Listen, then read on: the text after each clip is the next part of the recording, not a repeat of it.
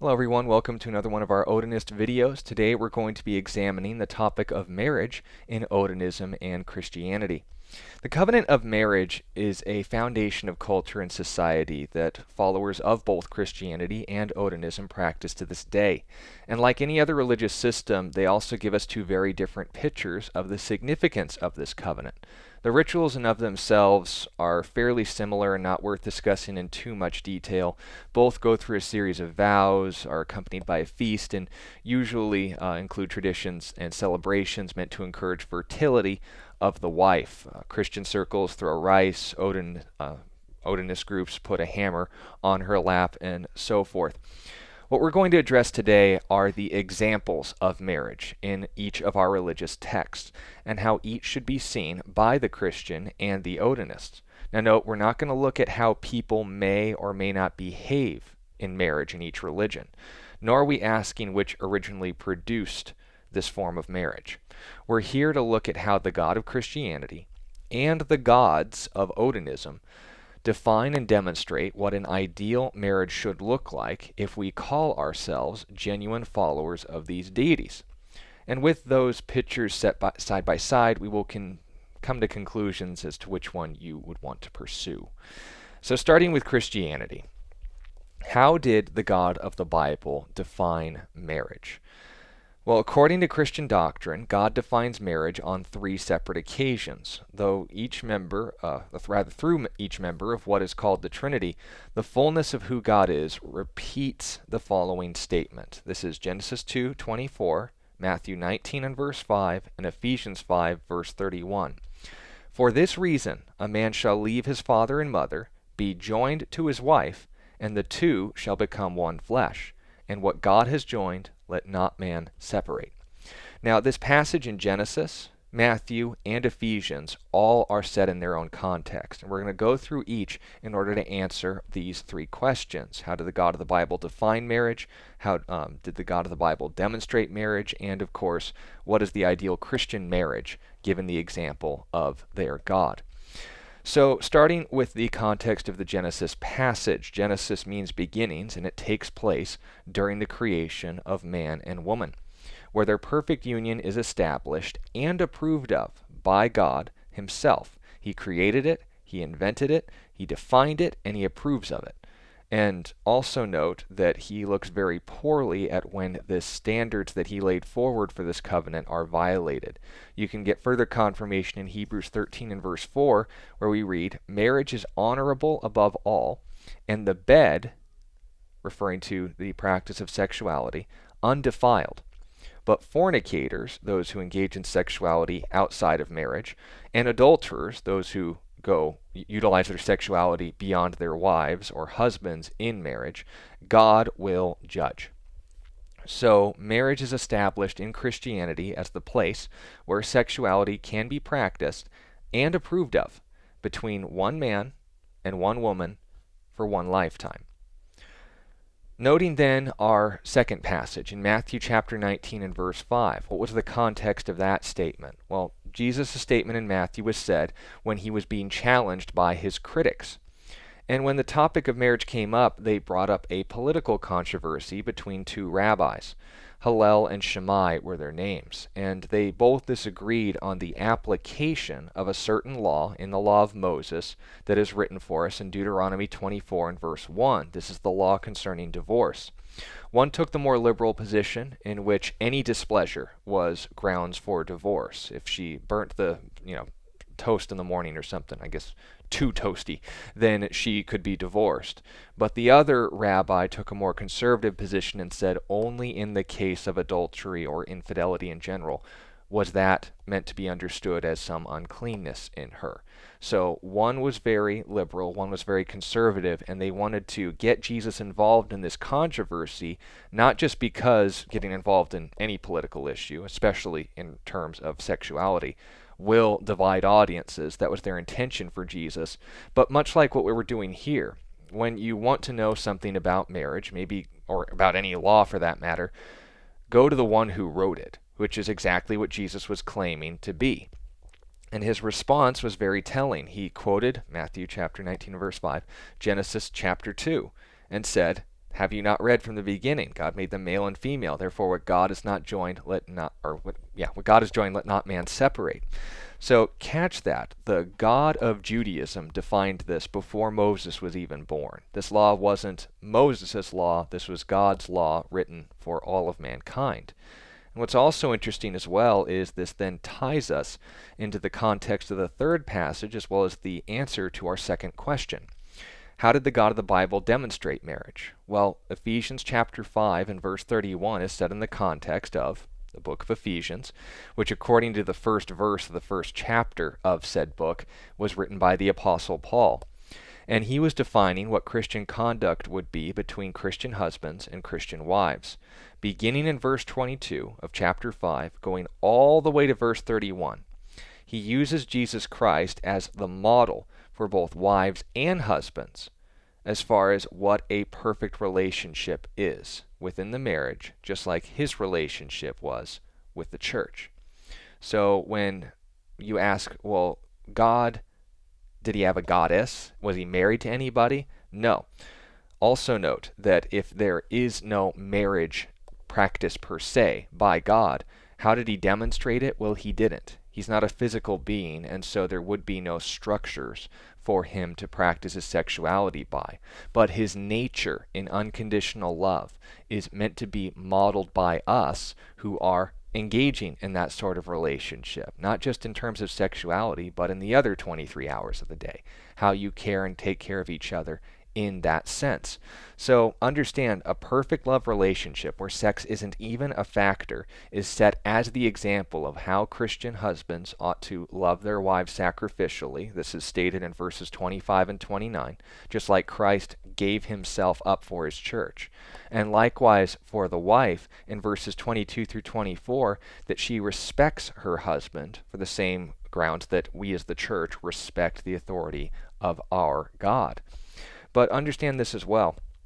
When the love of God is demonstrated through his death and resurrection, and where we recognize the authority not only of Jesus in our lives, but trust him to have us in our best intentions at heart, we are not literally married to God, nor is the God of the Bible married to anyone. But his definition of marriage is used as a model to understand our relationship with him, and likewise he to us, which then brings us to our conclusion. What is the ideal marriage, given the example of Christianity's God? Well, as defined by his own standards, it is a lifetime commitment where the good gift, see Hebrews 13, of sexuality can be practiced between one man and one woman for one lifetime. And in that commitment, fidelity is obviously expected, as well as purity. So this is the ideal marriage. Now note, am I saying all Christians do this? No, but am I saying that this is what our religion defines? This is what our God set down for us? Yes. So a perfect Christian would model, based on the example of our God, this in marriage. Now, what about Odinism? Well, you have to ask now the same question. Just like we asked, how did the God of the Bible define marriage? How did the Azir of the Edis define marriage? While the Edis doesn't give us a moment in time where marriage was introduced, but just seemed to be the standard set down by the frost giants and eventually the Azir, and then when Odin and his brothers came across some trees by the shore, they carved out man and woman, and that just sort of happened. It's essentially a commitment between two parties that gives them both a shared title and shared authority within their hearth. And the best example for anything in Odinism would probably be Odin. So we're going to use Freya and Odin as the example. Noting my conclusion about authority, I would go to Gylfaginning, which is in the Prose Eddas, section 24 on page 39, where Odin and Freya both have a say in who is welcomed into Odin's hall. It reads, "And Freya is the most glorious of the Asnir. She has a dwelling in heaven called Folkvangar, and whenever she rides into battle, she gets half the slain, the other half Odin.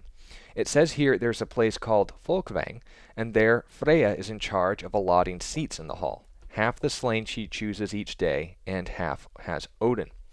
Also noting titles that husband and wife also share a measure of honor in their community. Freya earned the highest title of the Aesir as a result of her marriage to the Allfather, despite being a Vanir, POW, after Odin defeated them in battle. Same page of Gylfaginning, section 24. This is page 39 of the book. In answer to who are the Osnir. Freya is highest in rank next to Frigg. We did other studies that note they were the same person. She was married to someone called Od, another name for Odin. Nos is the name of their daughter. She is so beautiful that from her name, whatever is beautiful and precious is called Nosir, or treasures.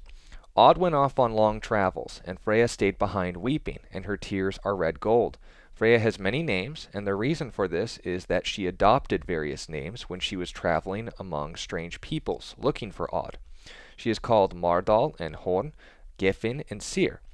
Freya owned the Brisings necklace, note that for a later point. She is known as the Lady of the Vanir. So, according to Odinist scholars, including the famous translator into English, Sir Henry Adams Bellows, Freya is noted as the wife of Odin, and Od is one of his names, just like she has adopted many names in her travels. So, ideally, the example set in marriage, obviously they model this, and we can see these positive perks, but we don't want to withhold any information. How did the Aesir demonstrate this? And this is where we, in the spirit of full consistency, need to look at the marriage of Odin and Freya and recognize that it wasn't all good. First of all, infidelity, where is plainly defined and legalized in Hebrews 13 verse 4 for Christians, is a punishable offense, not by law, but by example in Odinism. When Odin and Freya were married, Freya acquired discovered a very famous necklace. This was what was referenced before, the Brisings necklace, or the Brisingamen. She acquired it, according to Norse sources, by prostituting herself to 4 dwarves in exchange for it. Loki observed this and reported it to Odin.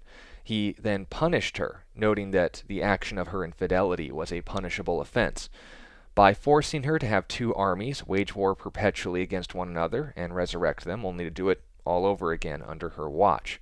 Now, on the other hand, noting that infidelity was a standard that applied to Freya, Odin's many sexual adventures did not include any punishment or shame due to him on Freya's part, let alone any of Odin's other wives, which Freya did also not share with her husband. So while Freya's infidelity was punished, Odin's were not. And a good example of this is in Harbetsloth, verses 30 through 33. Odin speaking, "Eastward I was, and spake with a certain one. I played with the linen white maid, and met her by stealth. I gladdened the gold-decked one, and she granted me joy." Thor, "Full fair was thy woman finding." Then Odin speaking, "Thy help did I need then, Thor, to hold the white maid fast." Thor speaking, "Gladly had I been there, my help to thee had been given." Now, in the English translation of the Eddas, the Greater Eddas, in which Harbetsloth is one of the poems, Sir Henry Adams Bellows notes, and this is quoting the footnote, Odin's adventures of this sort were too numerous to make it possible to identify this particular person. So we don't know which person in particular Odin is speaking of raping, because this happens so often. Now, despite this being a punishable offense, on Freya's part, not on Odin's part, but on Freya's part, it didn't stop her from continuing to pursue these affairs regularly. In Lokasenna verses 30 through 32, Loki speaking says, "Be silent, Freya, for fully I know thee. Sinless thou art not thyself, of the gods and elves who are gathered here. Each one, as thy lover, has lain." Freya spake, "False is thy tongue, and soon shalt thou find it sings thee an evil song. The gods are wroth, and the goddesses all, and in grief thou shalt homeward go." She says, "You're going to get out of here if you keep talking like that." Loki spake, "Be silent, Freya, thou foulest witch, and seepst full sore in sin. In the arms of thy brother the bright gods caught thee, when Freya her wind set free." This is a reference to her passing wind or farting. I won't comment further on the nature of their incestuous sexual encounter, but here's the point. What is the ideal Odinist marriage given the example of their gods? A man and a woman publicly share the title of husband and wife. So there's a social aspect to it. The wife maintains a reputation of fidelity, which Freya herself was a model of fidelity to Odin, at least in word, but sleeps with anyone she wishes so long as she isn't caught. The husband requires no such secrecy, able to marry multiple women, like Odin, and sleep with as many beyond them as he wishes, again following the example of the Allfather. This is all based on their example. You can also look at the other Aesir, say for example Thor and Sif when Odin exposes her infidelity in Harbetsloth verse 48. Verse 49 includes Thor responding very negatively to this, showing there's a consistent standard, that the husband does not look highly upon wives cheating on their husbands. Of course, this cheating involves a violated standard, so something's already in place. Also, you can look at Loki and Sigun's relationship with fidelity expected on her part. While Loki went out from his vows to her and birthed Sleipnir, which was one of Odin's enchanting horses or goats. And this was a result after Loki seduced Svadilfari, according to Gylfaginning and Voluspa verses 11, 26, and 25, as well as Lokasenna verse 33, where Njorth, Freya's father, reminds him of this fact, having birthed children. Either way, monogamy and fidelity are entirely absent from this commitment in an authentic Odinist marriage, if the example of the Aesir is truly worth following. I, as you may imagine, do not think that marriage is a promise made to be broken, nor do I believe it is a meaningless title that hypocritically punishes the woman for actions the man commits regularly. Now note two key details here, so that I'm not misunderstood. Most Christians aren't as good as their God. That's why we consider him worth following. We're trying to be better than we are. But, on the other hand, most Odinists are better than their gods. My simple question is this: if their examples are to be avoided in the context of marriage, rather than emulated, why follow them in the first place?